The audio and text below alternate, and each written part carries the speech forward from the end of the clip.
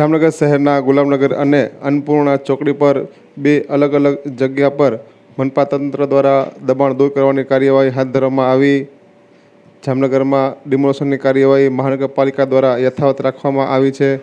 ખાસ કરીને નદીના પટમાં થયેલા ગેરકાયદેસર બાંધકામો દૂર કરવામાં આવી રહ્યા છે. ત્યારે આજરોજ શહેરના ગુલામનગર અને અન્નપૂર્ણા ચોકડી પર બે અલગ અલગ જગ્યાએ વહેલી સવારથી દબાણો દૂર કરવામાં આવી રહ્યા છે. 6 જેસીબી, 5 ટ્રેક્ટર, 1 હિટાચી સહિતની મશીનની મદદથી કામગીરી કરવામાં આવી રહી છે.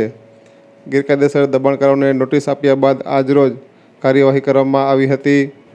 આજરોજ ડિમોલિશન વેળાએ 100થી વધુ કર્મચારીઓ અને અધિકારીઓ હાજર રહ્યા હતા. ત્યારે આ અંગેની વિગતો આજે સવારે 9 વાગ્યે સામે આવી છે.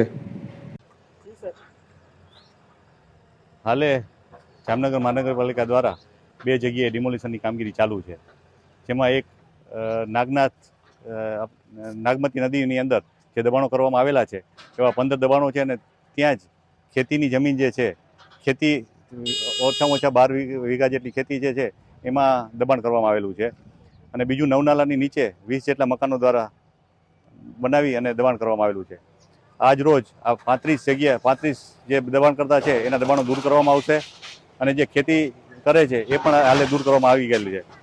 આને લીધે કુલ 2.5 લાખ ચોરસ ફૂટ જેટલી જગ્યા જે છે એ ખુલ્લી થવા પામશે.